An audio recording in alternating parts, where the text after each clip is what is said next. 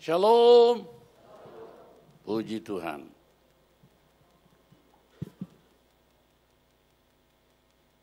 Pribadi yang positif dan unggul. Di tengah-tengah pergaulan hidup,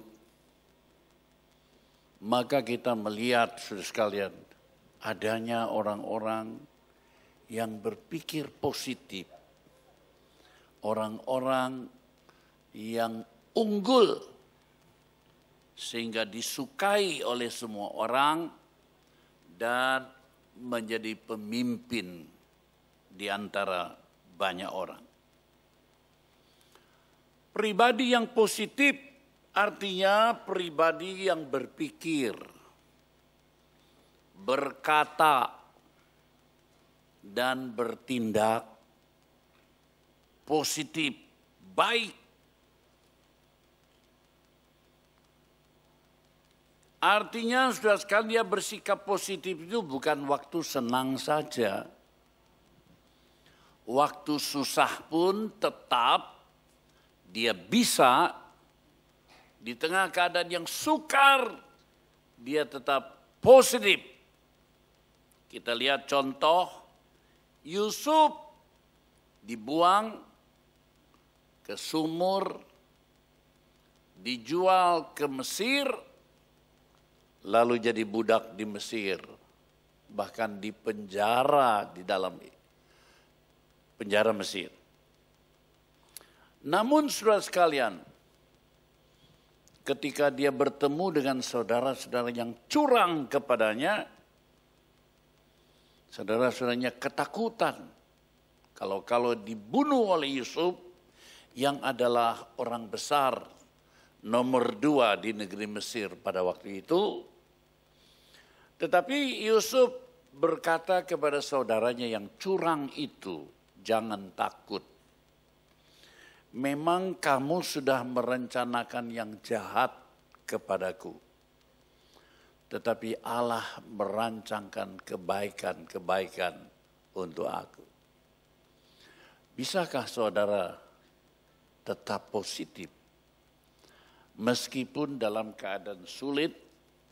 Dan kalau itu kita bentuk menjadi satu kebiasaan hidup, sifat hidup dan karakter hidup kita, maka kita disebut pribadi yang positif. Orang yang positif itu berpikirnya senantiasa optimis. Optimis itu tidak sama dengan pesimis. Pesimis itu lawannya. Selalu berpikir yang susah, yang jelek, yang takut rugi, takut celaka. Itu namanya berpikir pesimis. Melihat kesempitan, sekalipun ada kesempatan. Tetapi orang yang positif itu adalah orang yang melihat kesempatan di tengah-tengah kesempitan. Ingat, mata uang itu seginya 2. Kalau ada yang buruk, maka ada yang baik. Jadi Tuhan tuh mengatur hidup itu begitu. Kalau ada yang maju, pasti ada yang buruk. Tiongkok itu 30-40 tahun yang lalu jelek sekali perekonomiannya. Tapi dari Mao Zedong, Deng Xiaoping, lalu kemudian berubah. Sekarang perekonomian meraja di dunia ini. Tapi kalau ini sudah positif, pasti ada yang negatif. Anak muda Tiongkok sekarang hura-hura, hidup senang-senang. Akhirnya sekarang Tiongkok mulai terjerumus ke dalam pesta pora. Baik sih maju, tapi yang jeleknya sudah sekalian, sekarang keberuntungan Tiongkok itu digunakan bermewah-mewah, modal keuntungan, dan keuntungannya itu dimasukkan pasar saham, tiba-tiba saham anjlok dan ekonomi Tiongkok sekarang bagaikan pelembungan yang meletus, saudara sekalian. Itu sebabnya pengaruh di negeri Tiongkok, kemudian di Australia, di Asia dan Indonesia juga nggak bisa ekspor barang-barangnya karena gajahnya lagi pingsan. Ini hidup. Jadi ingat, hidup saudari di bawah akan naik ke atas ya. Kalau udah di atas jangan lupa diri. Barang siapa merasa dirinya tegak, hati-hati supaya jangan jatuh. Jadi pribadi yang berpikir, berkata, bertindak secara baik sekalipun di tengah-tengah keadaan buruk. Berprinsip optimis melihat kesempatan-kesempatan meskipun di tengah-tengah kesempitan. Orang yang macam begini jauh dari keluhan. Siapa yang suka ngeluh? Dikiranya mengeluh itu enggak apa-apa dong. Itu tunjukkan jiwa kita itu pesimis. Orang yang mengeluh itu pasti mukanya muram. Rezekinya hilang. Tapi kalau orang optimis, positif, unggullah dia. Karena wajahnya bersinar bagaikan mentari pagi. Apa saja yang dikerjakannya selalu memberkati. Nah, tidak rendah diri, tidak penakut. Kalau dia takut, dia berdoa, dia berani. Tidak gampang menyerah, apalagi bunuh diri. Itu positif. Unggul itu artinya lebih dari orang lain, mengatasi orang lain. Karena sikap yang positif dan optimis tadi, maka perbuatan itu menempatkan orang ini menonjol. Dimanapun dia berada. Di masyarakat, politik, ekonominya menonjol. Kalau dia menjadi pemimpin politik, menonjol. Itu dia, saudara. Pandai, dan kebanyakan orang itu dijadikan pemimpin. Bukan merasa dirinya pantas jadi pemimpin, tapi kalau sudah ada pemilihan, kita gagal, saudara sekalian. Jadi unggul itu karena orang melihat di dalam kita ada sesuatu yang lebih. Dalam banyak bidang kehidupan, dia itu lebih dari orang rata-rata lainnya. Itu sebabnya Rasul Paulus dalam 2 Korintus pasal 4, itu dia mendoakan dan mendorong supaya jemaat di dalam jemaat Korintus itu, supaya itu mereka itu bisa menjadi pribadi-pribadi yang positif dan unggul. Saya waktu pertama kali masuk gereja ini, sudah sekalian, aduh sedihnya. Ya, ada 100 orang kira-kira jemaatnya. Majelisnya kalau berhimpun sudah sekalian, saya bilang kita akan mengadakan pembaruan dalam gereja ini. 7 bulan saya masuk gereja ini, saya sudah membongkar gereja ini, tapi majelisnya bersikapnya, waduh, Tuhan Yesus dia lahir dalam kandang.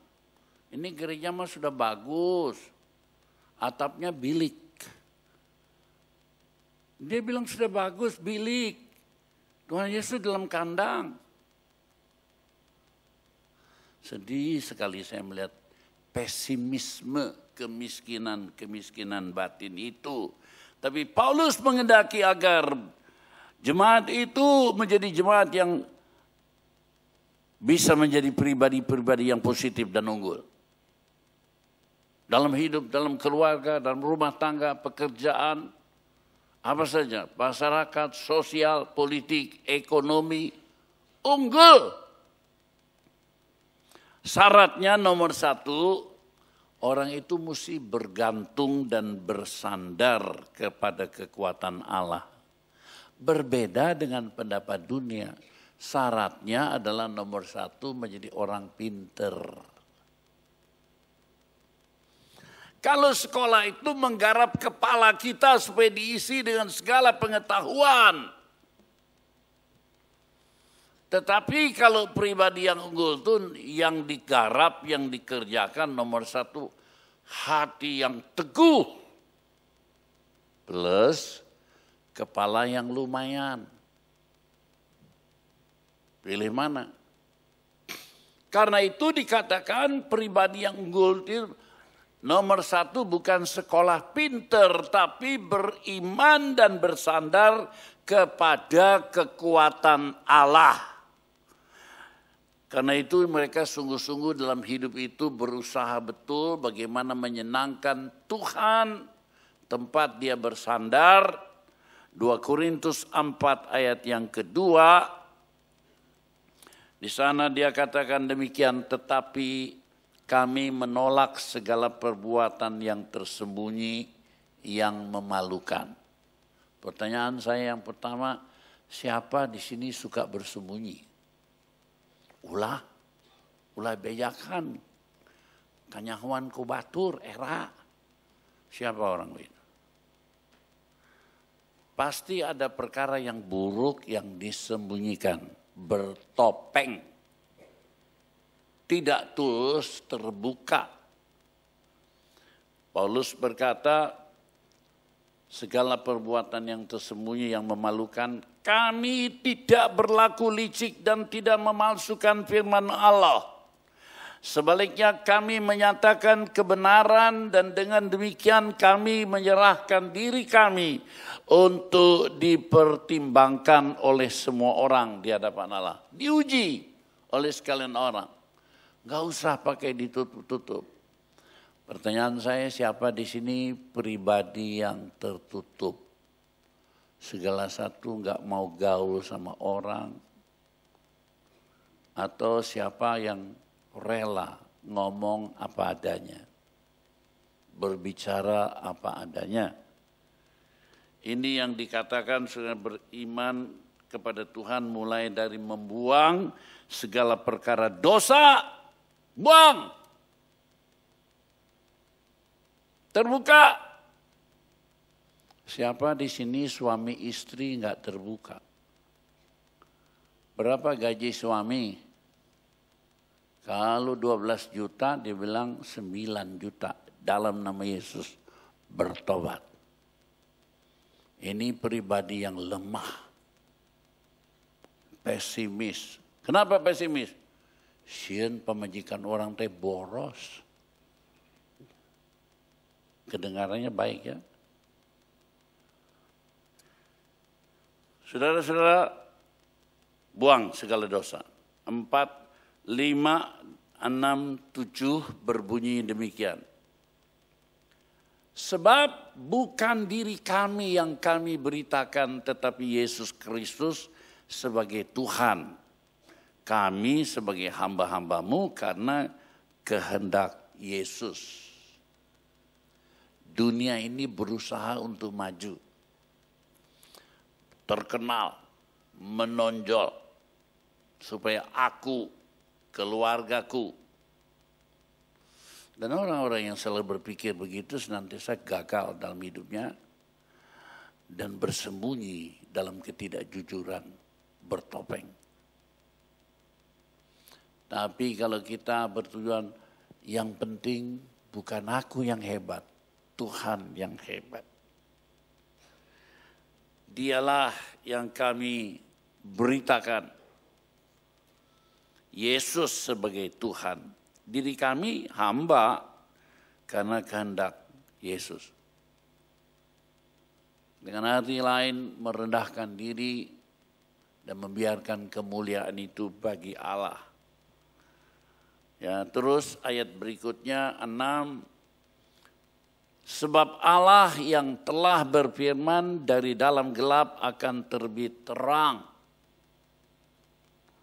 Ia juga yang membuat terangnya bercahaya di dalam hati kita. Hati kita itu gelap. Banyak bohong, banyak dosa, banyak kepalsuan. Relakan. Kristus membuat terangnya bercahaya di dalam hati kita. Hati kita tuh sombong. Ingin kemuliaan diri. Buang. Kemuliaan Tuhan diutamakan. Supaya kita beroleh terang dari pengetahuan tentang kemuliaan Allah yang nampak pada wajah Kristus. Allah menjelma menjadi Kristus supaya kita beroleh terang dari pengenalan akan Tuhan Yesus Kristus. Terang itu baik. Terang itu menguntungkan. Terang itu ceria. Terang itu positif. Terang itu dagangnya laku. Itu arti terang. Terang itu tidak berdosa. Terang itu surga.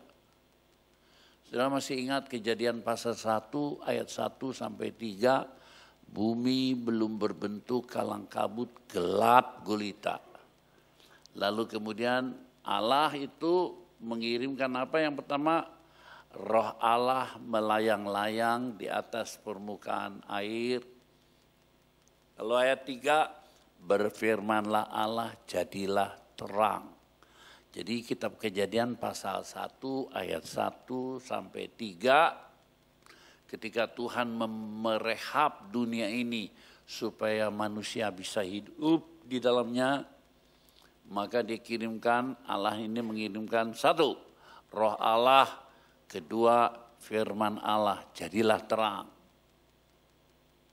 Jadi roh Allah dan firman Allah sejak dulu awal Alkitab bekerja gelap jadi terang. Dari yang tidak ada menjadi ada. Dari yang miskin menjadi kaya. Saudara semua mau kaya, tapi jalannya ngisi kepala terus. Ini kekuatan manusia sampai jadi doktor. Hebat doktornya dengan pengetahuan manusia, batasnya adalah Balikpapan dan Sukabumi. Dan ngerti Balikpapan? Terbelah. Sukabumi dikubur ke bumi. Sepintar-pintar manusia berakhir di Sukabumi, mati. Tapi kalau saudara mencari positif yang dari sorga, menjadi menonjol unggul yang dari Allah, itu sumbernya beriman. Beriman itu luar biasa. Sebab ayat 7 menyatakan kepada kita, tetapi harta ini kami punyai di dalam bejana tanah liat. Ada satu kekayaan ilahi yang kita mesti peroleh. Masuk di dalam bejana tanah liat yang tidak pantas ini. Siapa kau? Bejana tanah liat. Doktor, insinyur, profesor, bejana tanah liat. Yang akan kembali menjadi tanah. Tapi kita saudarakan supaya nyata bahwa kekuatan yang melimpah-limpah itu berasal dari Allah, bukan dari diri kami. Pertanyaan saya, siapa yang terus berpikir kalau sekolah pinter banyak duit? Saya berpikir kalau banyak duit, kalau pinter, banyak duit, itu banyak bini. Pikir saya begitu. Tapi siapa yang diajarkan takut akan Allah, banyak hikmat. Besok kalau punya duit, dia nggak usah banyak bini, satu pun cukup. Satu cukup sampai mati. Itulah hikmat dari Allah. Jadi saudara, bukan kekuatan itu positif, wibawa dari diri kita karena kita bertitel doktor, master, bukan. Dokter, master itu penting tapi nomor 2, bukan nomor 1. Nomor 1 itu hal yang mengisi hati. Dunia tidak bisa mengisi hati kita. Apa artinya otaknya pinter jadi dokter tapi hatinya kecil, disebut orang dokter blow on? Ada. Tapi kalau hatinya gede, wah, luar biasa. Karena itu saudara sekalian, isi hatimu, sebab ayat ini mengatakan saudara sekalian bahwa kekuatan itu bukan dari diri kita, tapi di luar diri kita. Zakaria pasal 4 ayat 6, dia menyarikan. Zakaria ini adalah seorang bupati. Zerubabil yang ditulis olehnya itu adalah seorang bupati. Bupati Yahuda, keturunan Daud, yang mempersiapkan pondasi bait Allah. Dia berkata, membangun pondasi bait Allah, dia katakan,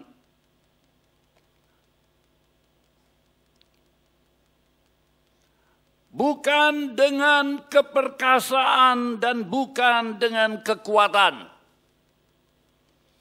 melainkan dengan rohku, firman Tuhan semesta alam.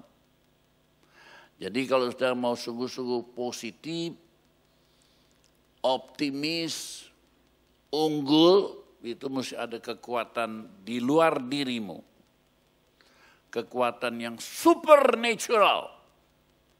Kekuatan yang datang bukan dari profesor, doktor dunia ini. Tapi kekuatan dalam Roh Kudus. Saya katakan dengan sungguh-sungguh semua agama di dunia mengajarkan perkara yang baik. Tapi saya lihat agama-agama di dunia ini telah gagal untuk mengubah hidup manusia. Kenapa? Sebab mereka tidak pernah berbicara tentang sumber kekuatan di luar dirinya. Semua agama bilang jalani, berbuat baik, merenung, menghampakan diri. Tapi kalau kita nggak begitu, percayalah akan Tuhan Yesus Kristus, maka engkau akan selamat. Sebab hanya satu yang bisa membaptiskan manusia dengan Roh Kudus, yaitu Tuhan Yesus Kristus. Sebab agama mengikuti nabi dan guru, tapi kita mengikuti Tuhan yang mati dan bangkit, lalu dia membaptiskan kita dengan Roh Kudus.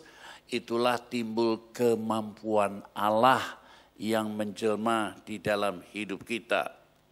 Bukan karena keperkasaan dan bukan dengan kekuatan, melainkan dengan Rohku, firman Tuhan semesta alam. Itu sebabnya Zerubbabel itu membangun dengan teguhnya bait Allah. Karena di dalam ayat pasal 4 ayat 9 di sana dikatakan tangan Zerubbabel telah meletakkan dasar rumah Allah ini. Dan tangannya juga yang akan menyelesaikannya. Ini orang positif. Ini orang kuat. Ini orang menonjol. Maka kamu akan mengetahui bahwa Tuhan semesta alam yang mengutus aku kepadamu.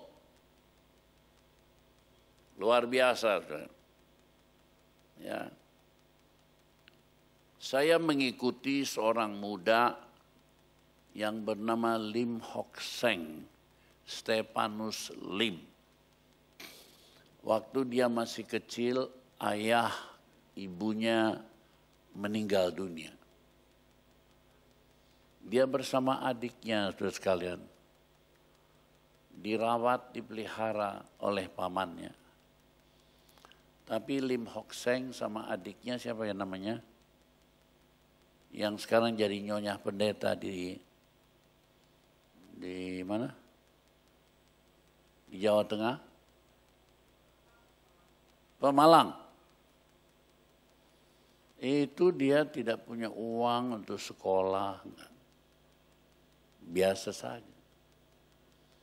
Tapi dia menjadi anak sekolah minggu di sini.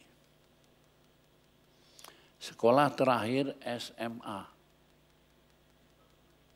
Tapi saudara sekalian, di dalam gereja ini dia sudah tidak pernah undur dari anak sekolah minggu, jadi guru sekolah minggu sampai jadi pendeta pembantu. Tidak bergeming, 33 tahun setia mengiring Tuhan. Tidak pernah beranjak, selalu ada dalam gereja. Hari ini anak SMA itu menjadi direktur Squeeze Live. Hari Kamis yang lalu saya kirim untuk berceramah kepada mahasiswa sekolah teologi S1 dan S2 beserta semua dosen-dosennya kumpul. Dengarkan ceramah utusan pendeta Yulius Ishak. Seharusnya yang saya mesti berkhotbah, saya ganti dengan Lim Hock Seng.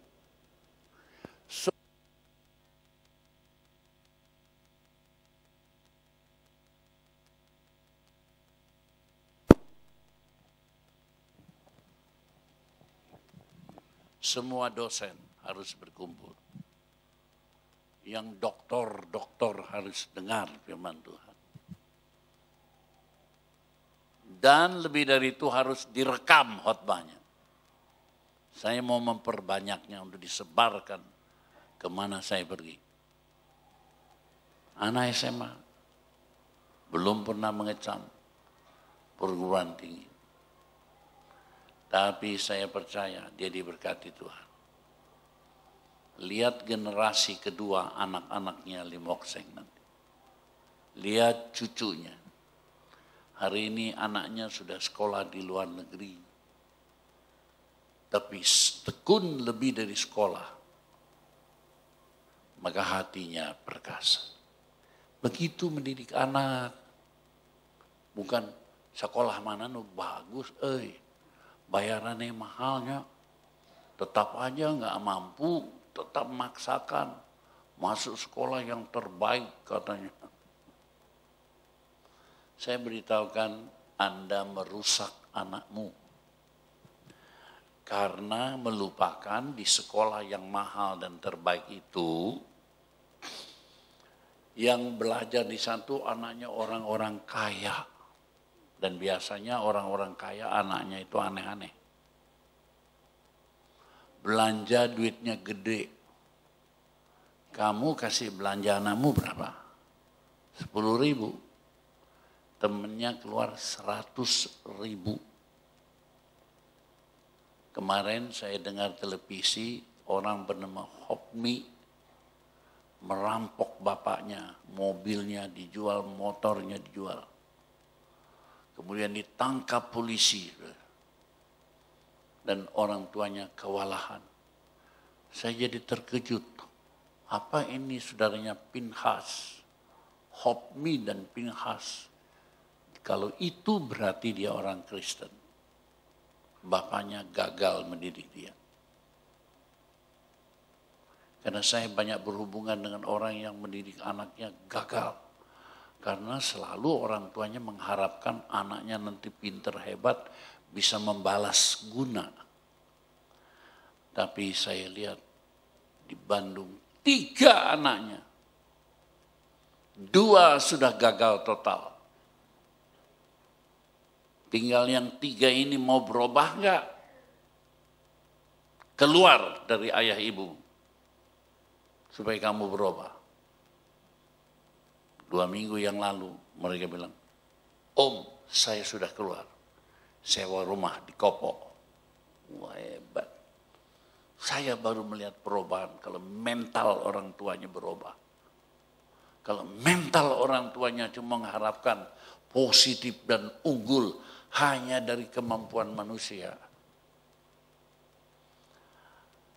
Mendidik anak itu bukan dituntut, tapi dituntun. Siapa yang menuntut pasti tidak dapat apa-apa. Tapi siapa yang menuntun selangkah demi selangkah dan kenalkan kepada Yesus sumber segala sumber, sekolahkan yang pinter untuk bisa kuat di dunia ini, tapi juga Kristus supaya wibawa Allah turun atas hidupnya.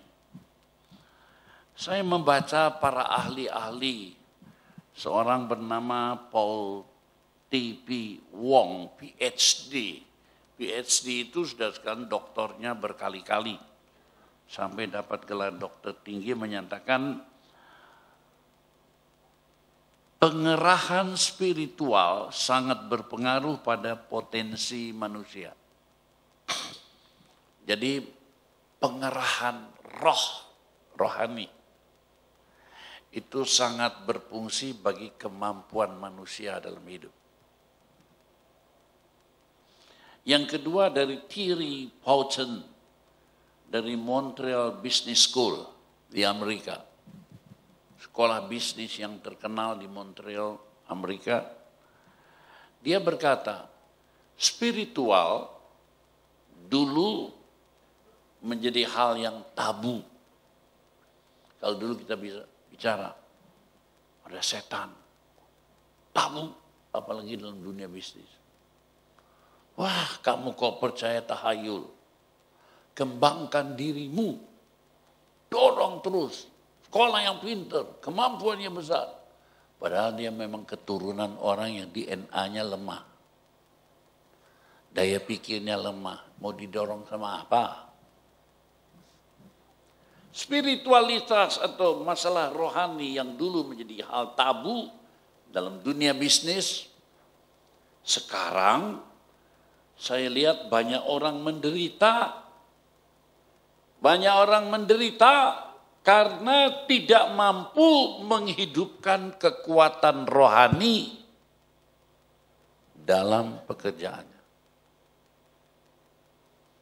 Jadi rasanya ini kekuatan akal, kepintaran. Ini dari business school di Montreal, Amerika Serikat. Dulu dibilang tabu, sekarang diutamakan. Sampai sudah sekalian ilmu pengetahuan modern sekarang coba beli di toko buku umum tentang bedanya IQ, EQ, dan SQ. IQ itu kemampuan berpikir manusia. Dulu kan kalau ditanya, ukur dulu IQ-nya berapa, IQ-nya berapa, itu maksud IQ bahasa Inggris, EQ bahasa Belanda, Intelligence Quotient. Kata Jawanya pinter, IQ-nya 150, lebih dari rata-rata umum. Apalagi kalau IQ-nya 180, waduh anak gua pinter, pasti berhasil, gagal. Sebab ternyata IQ, kemampuan berpikir, itu cuma menghasilkan orang berhasil 20% saja. Sekarang orang melihat EQ. EQ singkatan dari emotional quotient. Kemampuan mengendalikan emosi. Orang yang tidak mampu mengendalikan emosi itu meletup-letup. Masalah kecil jadi besar. Masalah rumah tangga jadi neraka. Kenapa? Suami istri meletup terus, brung, perceraian jadi. Itu tidak mampu mengendalikan emosi. EQ. Tapi sekarang ilmu pengetahuan memecahkan bahwa IQ, EQ, ada lagi satu SQ. SQ bukan Singapore Airlines, bukan. Spiritual quotient, kemampuan atau kekuatan rohani, spirit. Ternyata dari IQ naik, EQ, orang yang mampu mengendalikan emosinya itu lebih berhasil dari orang pintar. Dan orang yang paling kuat, orang yang mempunyai kekuatan spiritual, roh, Ini yang paling berhasil, diam-diam, tenang-tenang. Nah, orang yang bernama Lim Hock Seng sudah dibuktikan SQ lebih baik daripada EQ dan IQ. Ya, ini dunia pengetahuan baik dalam segi Islam, Kristen atau agama lain, rata-rata sekarang ilmu pengetahuan mengakui SQ lebih daripada EQ dan IQ. Oke? Kalau nggak percaya boleh pergi ke toko buku Gunung Agung atau apa saja, beli buku tentang IQ, EQ, dan SQ. Kemampuan akal, kemampuan emosi, dan kemampuan roh. Baca yang tulisan orang Islam saja. Supaya saudara mengerti dan saudara kalau tidak Anda ketinggalan zaman. Masih mendidik dan berharap sekolah yang baik. Tapi sekolah yang baik justru merusak anak. Saya sudah berpengalaman, bahkan banyak, bahkan saya punya encik sendiri. Saya bilang jangan dikirim ke SMA yang bagus itu, jangan. Encik saya enggak percaya, tetap dikirim. Kelas 1 gelisah, kelas 2 berhenti.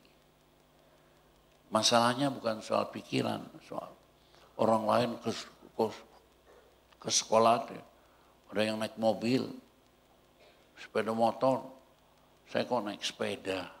Ya, soal hati. Orang lain dikasih uang belanja 100.000, saya kok cuma 10.000. Itu anak saya, anak encik saya itu paling gede. Akhirnya drop out. Heli, adik saya, betul nggak encik kita yang paling gede anaknya gagal karena mau sekolah pinter? Betul nggak? Betul. Kalau betul berdiri supaya jemaat itu tahu.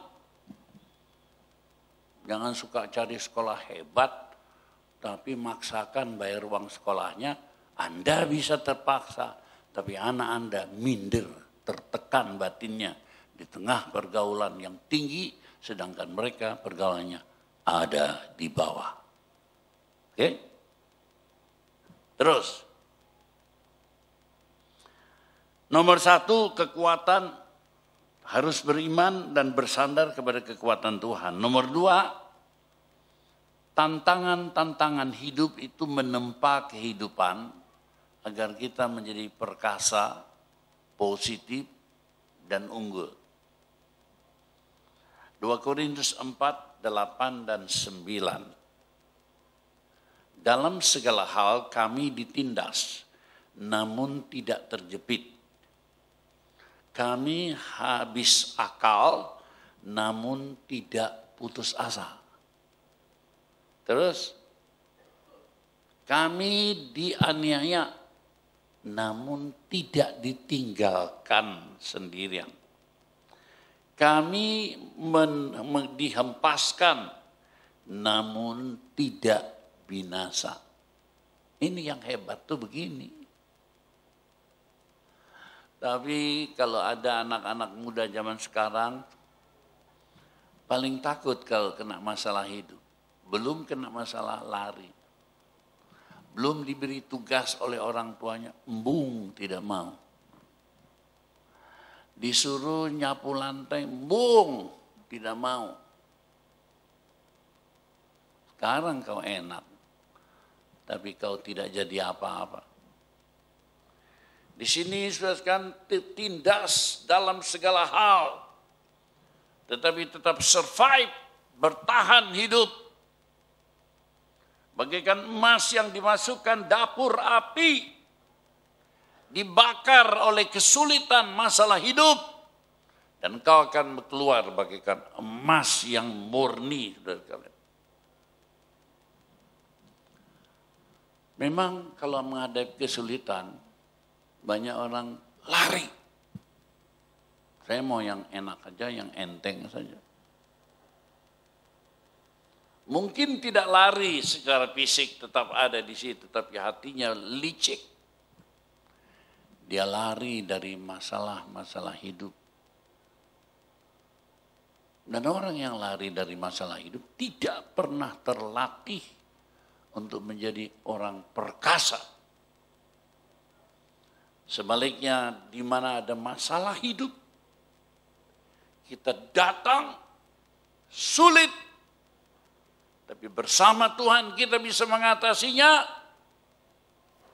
Kita keluar sebagai pemenang yang cemerlang.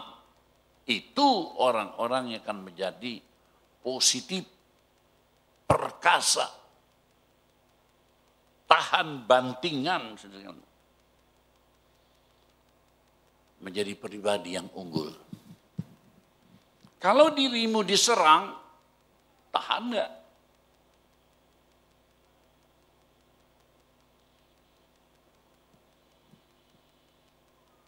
Biar kita dirugikan, tenang. Ya, supaya kita bisa menjadi pribadi positif yang unggul.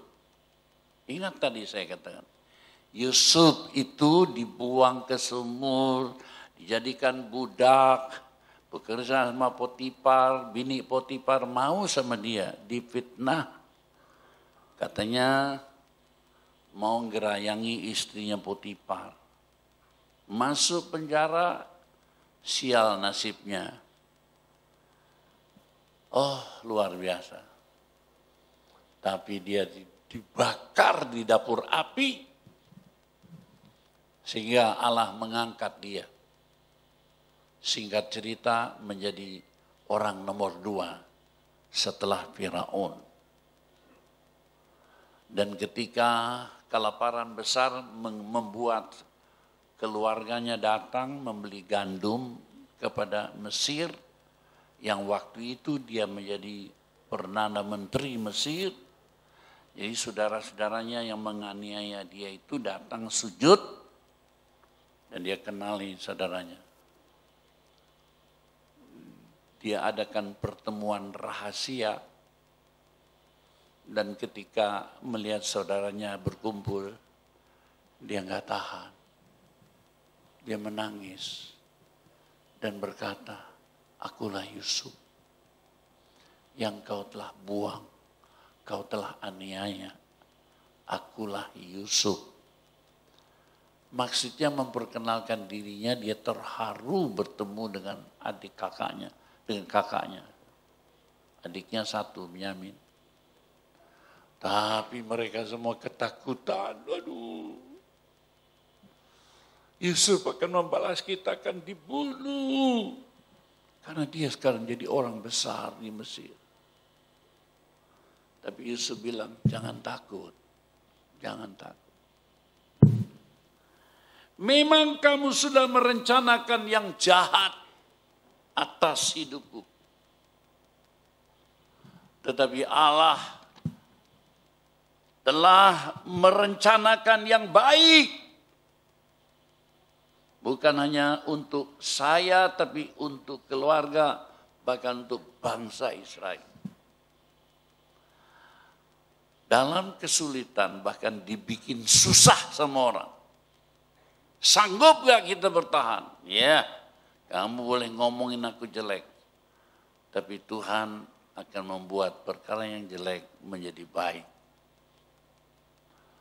Waktu gereja ini dibakar, 26 Desember tahun 96.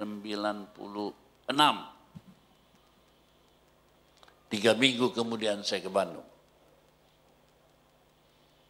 Saya langsung kontrak dengan Hotel Mutiara depan stasiun Bandung. Kami mau buka kebaktian. Dalam kesulitan saya berpikir optimis sebab pasti Tuhan akan ada maunya. Saya dulu selalu buka cabang di desa-desa. Tapi dengan dibakarnya gereja, saya berani buka di Bandung. Positif, optimis.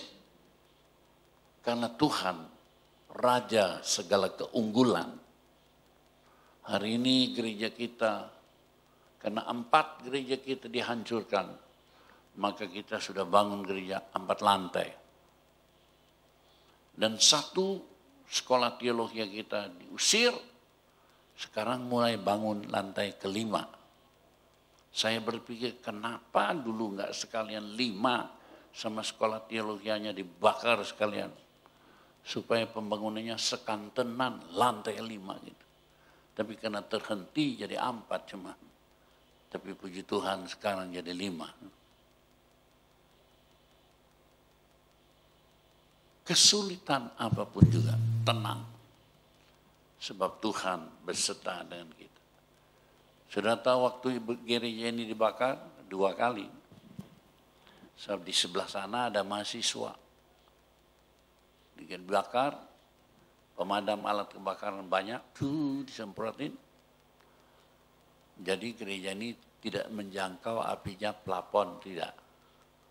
Yang dulu bukan gereja ini. Setelah pergi, orang-orang itu melihat, lu kok gereja kok enggak terbakar ya, balik lagi ke sini. Bakar lagi. Tapi tetap mahasiswa keluar lagi. Sehingga gereja ini tidak runtuh. Karena orang-orang yang berani. Dan saya cuma bilang, Tuhan, aku kacungmu. Waktu itu saya ada di Jawa Tengah dan kemudian melayani di Banjarsari. Pada waktu itulah gereja ini dibakar. Saya cuma bilang, aku kacungmu Tuhan. Allah tahu bahwa aku sayang sama pekerjaan besar ini. Tapi Tuhan lebih tahu kalau kacungnya sayang sama rumah Allah. Terlebih lagi yang punya. Sing duwe pasti lebih sayang, yang punya pasti lebih sayang. Karena itu patah tumbuh hilang berganti, esa hilang 100 terbilang. Kita mesti jadi positif dan unggul. Tantangan boleh ada. Tapi di ayat itu saudara sekalian kami sudah dibanting tidak beremu. Putus habis pikir tapi tidak putus harap. Kami tidak ditinggalkan. Kalau usaha saudara cari pertolongan timur, barat, utara, selatan udah putus harapan, jangan lupa. Timur, barat, utara, selatan, putus asa, tidak ada yang tolong. Dunia bilang gantung diri. Tapi kita berkata, if there is no way out, there is a way up. Ada jalan ke atas. Tuhan membuat kita berhasil. Jadi sudah sekalian ada satu rahasia besar dalam hidup ini. Yang orang suka menghindarinya. Kalau ada kesulitan orang lari. Paling tidak hatinya yang lari. Tapi Soekarno pernah berkata, a blessing in disguise. Berkat yang terselubung oleh awan hitam. Jadi kita tidak melihat matahari seolah-olah dunia ini gelap. Padahal enggak. Matahari tetap bersinar. Kasih Allah tetap menurunkan berkatnya. Tetapi untuk sementara hitam. Karena awan kegelapan. Berdoalah supaya ada angin Roh Kudus bertiup. Menyingkirkan awan gelap. A blessing in disguise. Berkat yang tersembunyi di balik awan hitam. Tapi kalau Roh Allah meniup awan hitam, matahari bersinar lagi. Bahkan hujan turun mendatangkan kesuburan. A blessing in disguise. Kalau kita lari dari persoalan, tidak ada berkat di balik semuanya. Tapi orang menjadi ampuh, positif, perkasa, unggul oleh karena bertahan. Rahasia besar itu seberapa banyak derita yang dialami, semakin besar daya tahan kita. Jadi manusia yang tahan banting, menjadi pribadi yang positif dan unggul. Oh haleluya, makin besar, makin daya tahan kita meningkat. Perjanjian Lama menulis, susu ditekan keluar keju. Jangan baca, susu ditekan keluar kejo. Kejo dimakan orang habis, dibuang di jamban. Tapi yang benar susu ditekan, dibekukan menjadi keju. Susu sebentar basi, keju tidak basi-basi, ditampung, dikirim keliling dunia. Dari Belanda, packingnya bagus, sampai di seluruh dunia. Keju sangat berharga dan disukai. Siapa yang mau hancur kayak susu basi, angkat tangan. Atau jadi kejo, dibakar, dimakan. Saya mau jadi susu yang ditekan, keluar keju. Karena itu jangan takut tantangan. Ada masalah datangi, di balik masalah ada berkat Allah yang besar tersedia dalam hidup kita. Yang pertama, beriman dan bersandar kepada kekuatan Allah. Tidak cukup ilmu pengetahuan, dunia, titel, gelar, tidak cukup. Sebab itu cuma mengisi kepala kita. Tapi yang perkasa itu orang yang teguh hatinya. Seperti Yosua dan Kaleb. Lalu yang kedua, saudara sekalian, kita harus menghadapi tantangan yang akan menempa kehidupan kita menjadi perkasa. Yang ketiga, kerelaan untuk menjadi serupa dengan Kristus. Karena sifat yang paling positif, paling optimis, paling menonjol itu ada dalam Kristus. Dia bukan anak manusia, dia anak Allah. Kalau saudara mau menyatu dengan dia, maka positif menonjol itu datang dari kekuatan Allah dalam kita. Jadi kita ini harus rela menjadi gambar Kristus. Apa yang saya maksudkan? Manusia pertama kali diciptakan dalam rupa dan gambar Allah. Sifat Allah. Tapi setelah berdosa jatuh ya. Kejadian 5 ayat 3, Adam melahirkan anak-anak dalam rupa dan gambarnya. Kejadian 5 ayat 3. Bukan lagi dalam gambar Allah, gambarnya gambar daging. Jadi manusia gambar daging itu lemah, hawa nafsu, tidak berdaya, berjalan dalam lembah-lembah maut. Sampai Kristus datang, kita diberikan kesempatan mendengar firman Allah dan Roh Kudus, kita mulai dibarui untuk kembali menjadi gambar Allah. Gambar Allah itu terdapat dalam gambar Kristus, gambar anaknya. Sebab anaknya itu adalah Allah. Jadi di dalam Kristus kita ini sudah kan dibarui. Sebab itu kita dibarui itu bukan tubuhnya luarnya tapi jiwa dan rohnya. Tubuh kita itu tidak terlalu penting. Nomor 2, nomor 3. Tapi manusia modern itu aduh, kalau dapat jodoh 1 orang kaya, 2 orang pintar. Sebab itu aku harus menarik. Oh, seminggu 2 kali ke salon.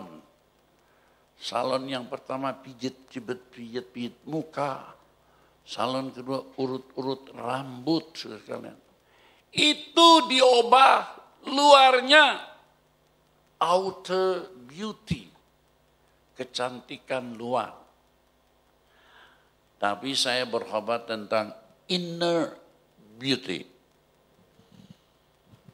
Anak saya yang kedua itu dokter master. Dia pekerjaannya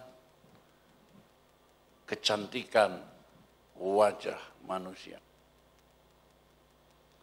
Ibunya sudah tua, dibilang, "Mama, operasi yuk supaya cantik lagi." Saya nggak setuju. Istri saya itu ngotot. Aku enggak operasi kecantikan, cuma kelopak mataku sudah turun. Jadi aku tuh tertutup. Nah, ini tidak bisa naik. Jadi mesti dikasih, ditunjel gini. Saya bilang kasih korek api supaya bisa naik. Berguyon. Saya pikir oke lah. Tapi aku nggak setuju nih, pipimu yang turun tarik-tarik, nggak usah. Malah kalau cantik bisa diserobot orang. Akhirnya saya izinkan matanya ini. Dokter bilang seminggu beres. Anak saya bilang seminggu beres, Mak. 3 bulan gak beres-beres. Saya bilang, ngerti nggak kalau Nyonya pendeta nggak nurut sama suaminya 3 bulan. Sekarang mau operasi kecantikan, mau. Kenapa? Yang kecil aja 3 bulan, apalagi yang besar. Jadi anak saya yang kedua itu ceramah keliling dunia untuk kecantikan. Kantor pusatnya ada di Swedia. Saudara-saudara, jadi siapa yang mau cantik hubungin saya. Nggak usah komisi.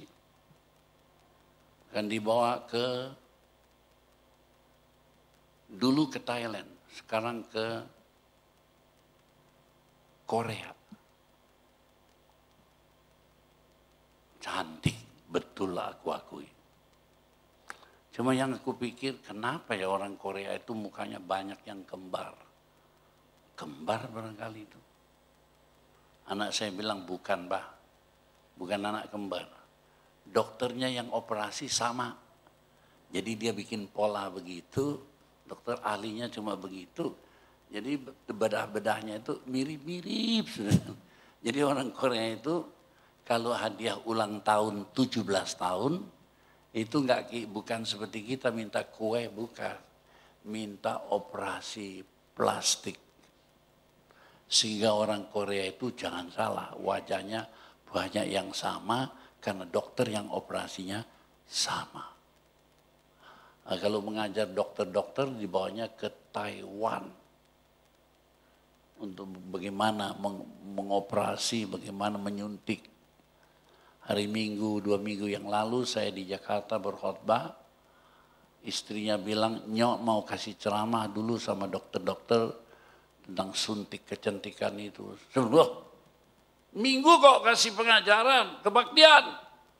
Iya mau, Pak, tapi nanti jam 10. Saya lihat jam 10 hadir dia di situ. Ada. Minggu tidak boleh dibuang, Tuhan Yesus nomor 1. Kecantikannya bagian yang tidak kelihatan. Yang kelihatan sementara, tapi yang tidak kelihatan, jiwa dan rohmu kekal. Aku bapaknya bukan urusan kecantikan luar. Bapaknya selalu berkata untuk kecantikan dalam jiwanya dan rohnya. Itu sebabnya saudara kan kita mesti mempunyai kerelaan menjadi serupa dengan Kristus. Saya mau tanya, rela enggak menjadi serupa dengan Kristus di sini? Rela?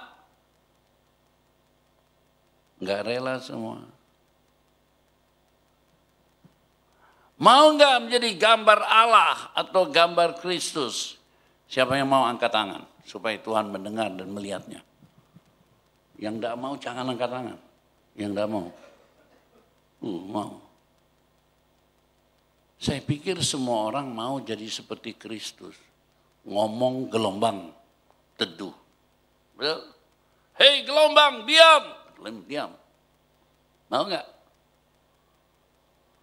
Hei yang mati, hidup. Mau nggak? Kita akan diubah menjadi seperti gambar Kristus. Kerelaan menjadi serupa dengan gambar Kristus. Semua orang rela, oke.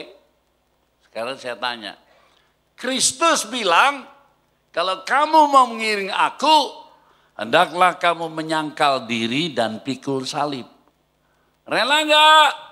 Waduh, tunggu dulu.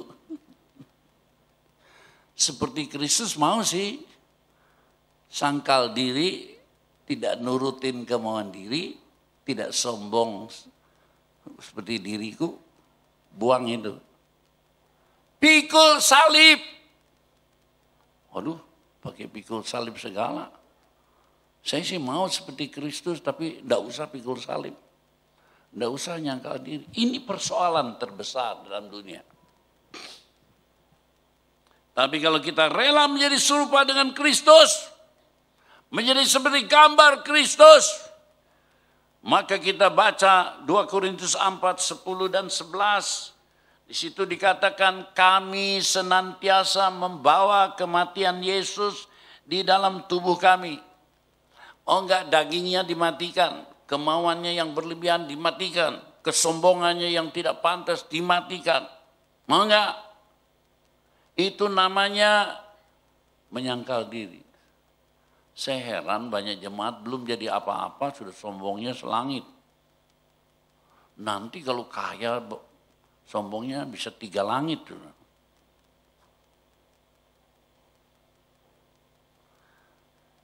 Supaya Yesus dinyatakan dalam tubuh kami. Supaya kehidupan Yesus juga menjadi nyata di dalam tubuh kami. Mau nggak? Mau? Sangkal dirimu. Jangan terus ingin yang berlebihan, ingin dunia, ingin kekayaan, ingin kesombongan. Saya nggak pernah mimpi jadi orang kaya. Sebab jadi pendeta gereja Betel itu ditulis dalam tata gereja. Pendeta gereja Betel hidup dari iman. Tanpa gaji. Setuju? Teken. Jadi sudah tahu saya nggak jadi orang kaya. Tapi saya tujuannya terus menjadi seperti Kristus.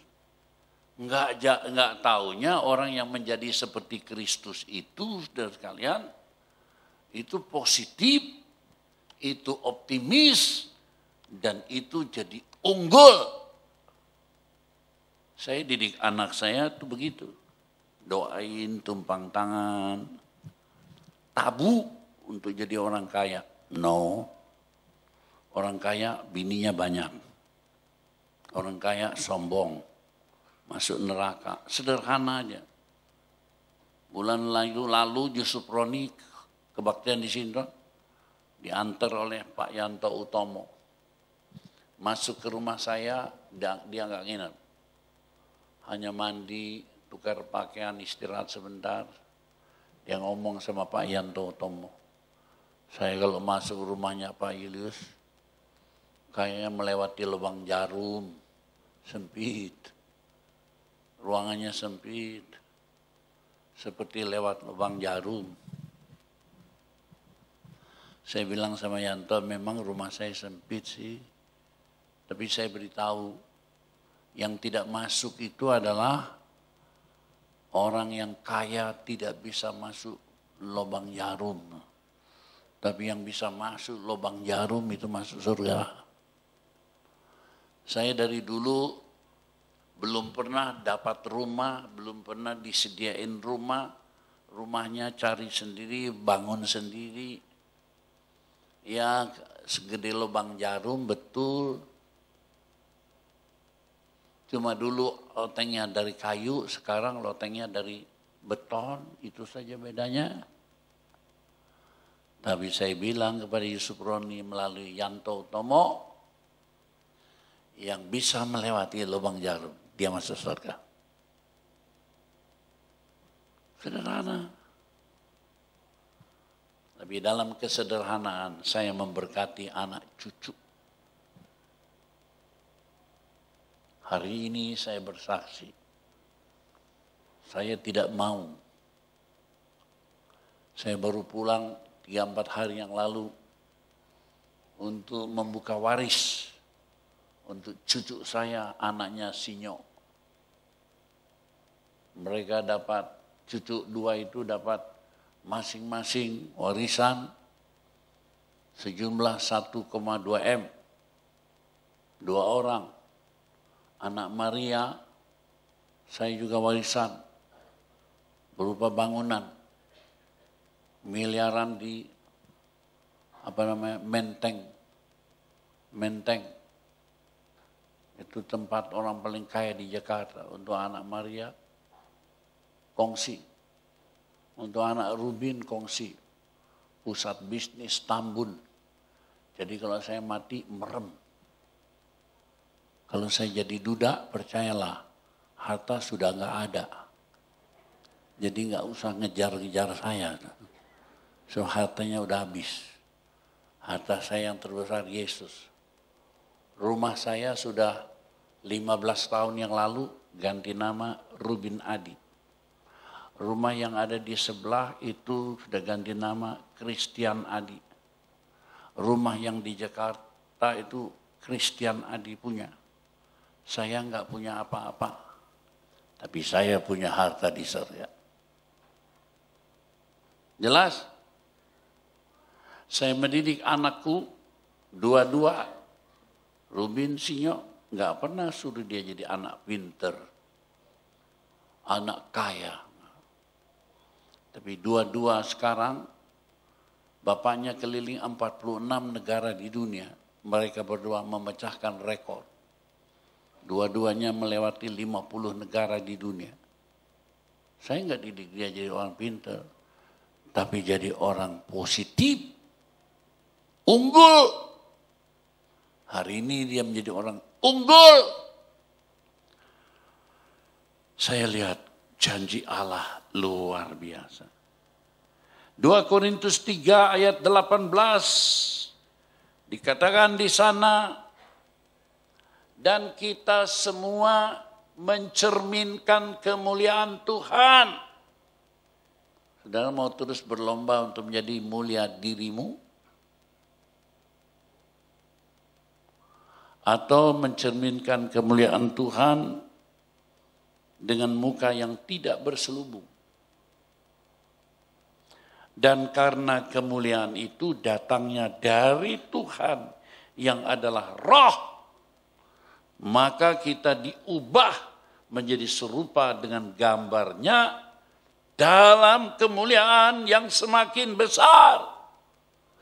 Saya lihat di dunia ini kalau orang mencari kemuliaan bukan semakin besar tapi semakin kecil, semakin merosot. Waktu muda cari duit, sudah tua buang duit, penuh dengan penyakit, langganan ke rumah sakit, lama-lama koit, mati. Jadi orang dunia itu rumusnya begini. Tapi anak-anak Tuhan yang bersandar kepada Allah, dia matinya tersenyum.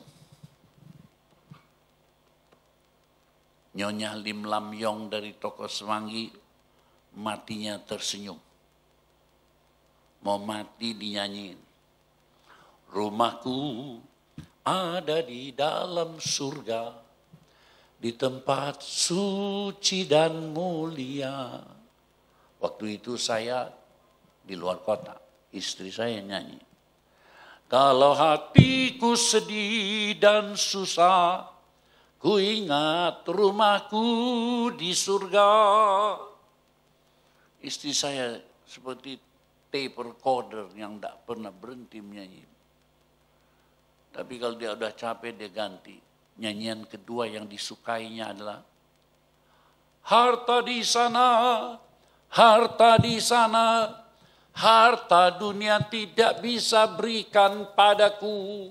Waktu sampai surga, pintu terbuka, saya ada harta di sana.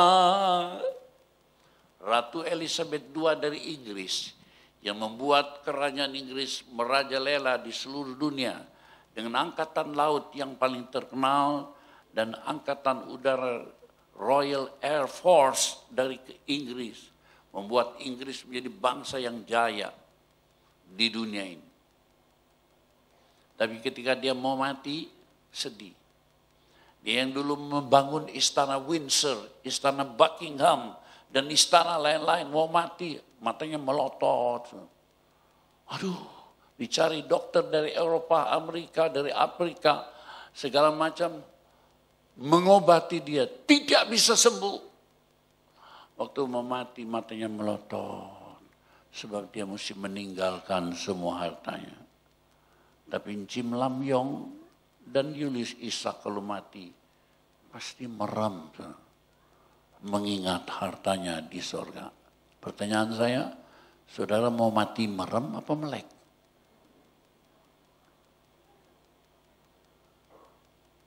Yang melek itu enggak rela melotot. Jadi seringkali mesti ditutup, pijet matanya rapat, kalau enggak melotot gitu. Serem. Mau mati bagaimana? Saudara yang kekasih, kemuliaan itu datang dari Tuhan. Supaya kita diubah menjadi serupa dengan gambarnya dalam kemuliaan yang semakin besar. Kesalehan itu menciptakan keunggulan. Kalau kita saleh, kita akan diciptakan keunggulan menjadi serupa dengan gambar Kristus. Terciptalah pribadi yang memiliki moral yang baik, spiritual yang baik, jiwa yang baik, roh yang baik, yang disebut integritas plus. Bulan lalu saya khotbah, integritas plus, artinya keutuhan budi pekerti, keindahan karakter yang bukan cuma dibuat oleh pendidikan dan keturunan, tapi yang dibuat oleh karena kuasa firman Allah dan Roh Kudus yang telah mengubah gelap menjadi terang, yang mengubah yang bumi kalang kabut miskin dan tidak ada apa-apanya menjadi kaya raya, yang juga akan mengubah setiap orang miskin akan menjadi kaya di dalam Yesus Kristus. Ini hal luar biasa. Itu yang disebut kelahiran baru.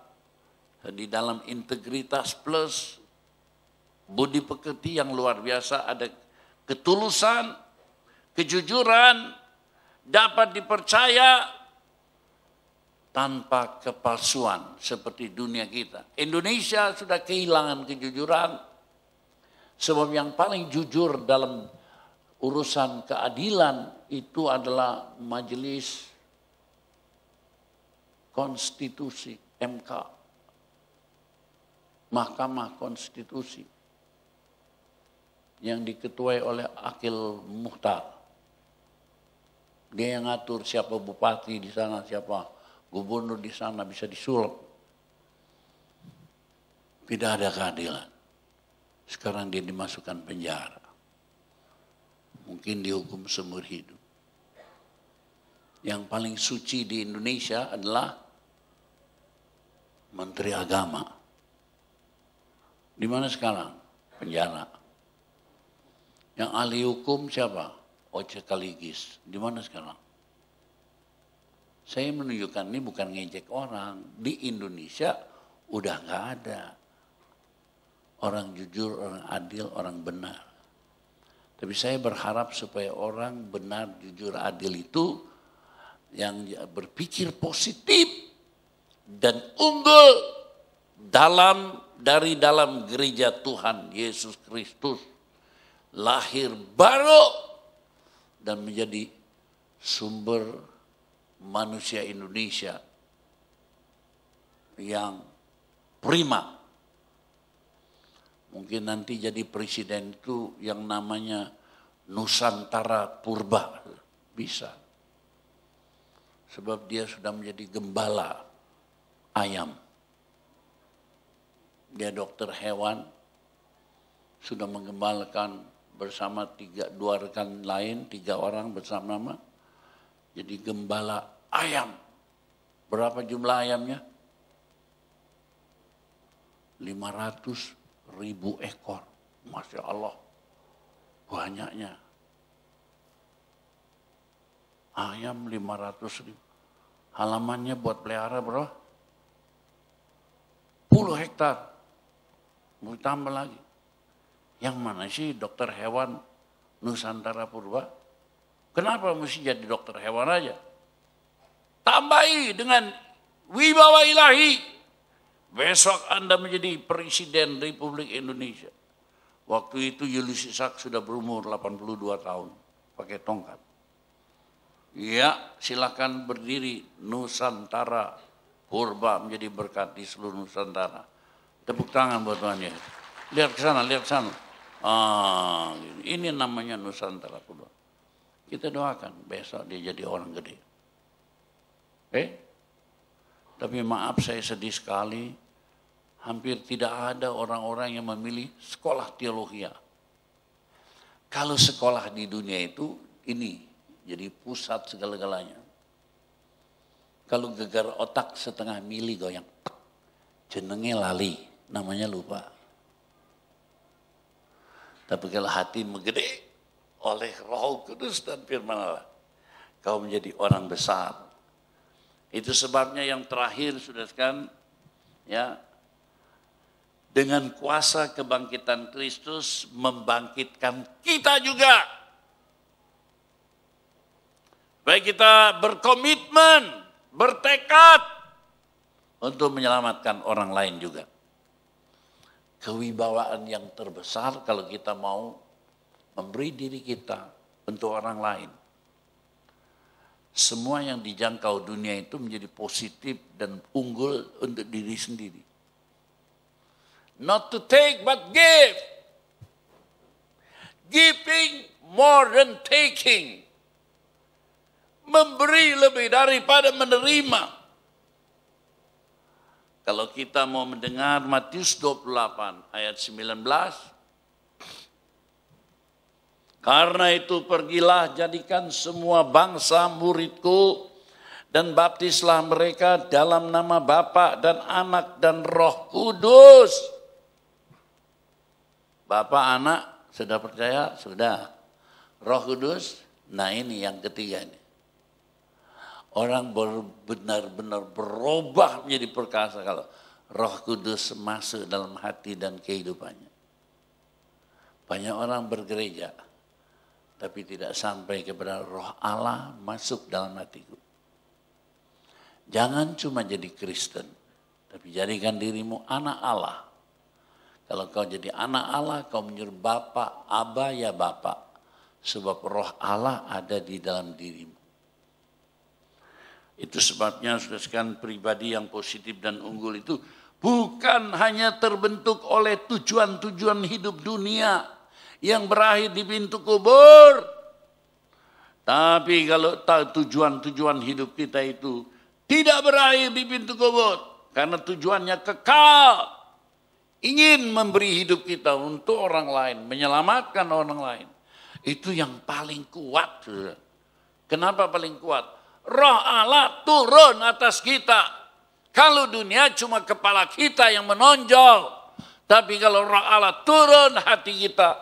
Bukan untuk meminta, mencari dan mendapat diri sendiri. Tapi kita akan memberi bagi orang lain, saudara sekalian. Kita ini orang Kristen model zaman sekarang itu banyak dosanya. Percaya enggak? Dosa yang terbesar adalah kita cuma mau Tuhan mendengar kita. Tapi kita tidak pernah peduli mendengar kehendak Tuhan. Kehendak Tuhan, pergi beritakan Injil. Jadi saksiku dimanapun kau berada. dosa kita itu terlalu nuntut dari Tuhan. Tapi tidak pernah mau memasyurkan nama Tuhan. Oh, saudara, itu sebabnya maka yang terakhir itu kalau kita mau menjadi berkat buat orang lain, itu dikatakan roh kebangkitan Kristus yang menjadikan kita utusan-utusan Kristus, duta kerajaan Allah. Saya sudah keliling 46 negara di dunia. Duta kerajaan Allah. Rumin Adi lebih dari 50. Aduh. Jadi saya heran. Orang yang paling positif dan unggul di dunia ini, itu namanya Billy Graham. Itu orang yang di seluruh dunia dikenal dengan Nabi abad ke-20. Dia berkhotbah di istana presiden, bahkan presiden datang mendengar khotbahnya. Paduan suaranya The Guider. Saudara bisa lihat di channel 70 Indovision. Tiap pukul 6 pagi, pukul 6 sore, nyanyiannya kayak malaikat. Pas jam 6 pagi, setengah jam. Pas jam 6 sore, setengah jam. The Guider dari Billy Graham Crusade. Dunia dengar sama dia. Kenapa? Roh Allah di dalam dia. Saya belum jadi Billy Graham, baru secuil aja, tapi saya sempat mengelilingi 46 negara di dunia ini. Orang nomor 2 namanya Oral Roberts. Dia membangunkan menara doa. Oru, dia membangunkan Oral Roberts University. Tower doa dunia, dibangunkannya di Oklahoma, Amerika. Dia sudah berkeliling baik dalam rupa wujudnya maupun dalam khotbahnya. Sekarang dalam kaset-kasetnya, radio, televisi, ini mendunia, positif dan unggul di seluruh dunia. Di Indonesia ada seorang sekolah pertanian, insinyur pertanian, tapi dia memberikan dirinya untuk Tuhan. Dulunya dia cuma singer, penyanyi. Naik jadi WL, worship leader. Tapi kalau dia worship leader, dia enggak gayanya begini enggak. Kalau yang bergaya begini, orang, hei lihat aku nih, bergaya nih, boy. Enggak. Dia kalau nyanyi merem. Dialah penyanyi yang pertama bikin orang melek merem kalau nyanyi. Niko Nyoto Raharjo. Kenapa melek merem? Kalau yang lain hebat, lihat saya hebat. Tapi dia lihat Yesus hebat. Dia berkhotbah, dia menyanyi. Bersama malaikat di surga, nyanyikan kidung pujian. Dia lihat ke atas. Yang besar di atas, bukan di sini. Lalu roh Tuhan turun atasnya. Sekarang dia kalau berkhotbah sederhana. Tapi roh Tuhan dalam dia. Aku bangga. Maka saudara sekalian, roh Tuhan membuat dia diberkati luar biasa. Enggak ada tandingannya sekolah pintar jadi dokter. Enggak ada tandingannya. Sebab roh yang membangkitkan Kristus, roh itu masuk dalam Billy Graham, masuk dalam Oral Roberts, masuk dalam Niko Nyoto Raharjo, masuk dalam Julius Ishak. Makanya 76 tahun masih keliling-keliling. Terus wartakan Injil. 2 hari lagi saya ada di puncak. Rapat. 4, 5. Belum selesai, saya loncat ke Jakarta. 6, 7, 8 saya ada di Belitung. Kalau Tuhan berkehendak, siapa tahu Tuhan berbisik buka gereja di Belitung. Terus. Akhir Agustus saya di Jawa Tengah, PMB keliling. Begitu terus. Ini kaki udah reot, tapi semangat masih tinggi. Jantung diperiksa. Saya mikir-mikir, Pak Yakub kok jatuh di sini. Jantungnya gimana? Saya periksa jantung. Periksa-periksa hasilnya. Perfect. Cuma satu kata. Sempurna. Wah, jangan-jangan nih jantung saya bisa 100 tahun ini. Sebab hati saya bergairah untuk sorga. Jadi wibawa ilahi yang turun atas manusia, sehingga manusia itu bisa menjadi positif, unggul di seluruh dunia. Bukan cuma di Tasikmalaya. Tapi kita cuma start dari unggul di Tasikmalaya. Ya, nanti unggul di Bandung, unggul di Indonesia, unggul di banyak negara, gitu. Sebab ada spiritual power, kemampuan ilahi di dalam diri kita. Ya, jadi kalau mendidik anak, jangan terus cari sekolah yang hebat. Dirimu harus hebat di hadapan Tuhan, lalu roh itu nurun atas anak cucumu. Oke? Jangan pernah mengalihkan pendidikan anak kepada sekolah, tetapi kepada Allah. Maka jadilah pribadi yang positif dan unggul. Amin.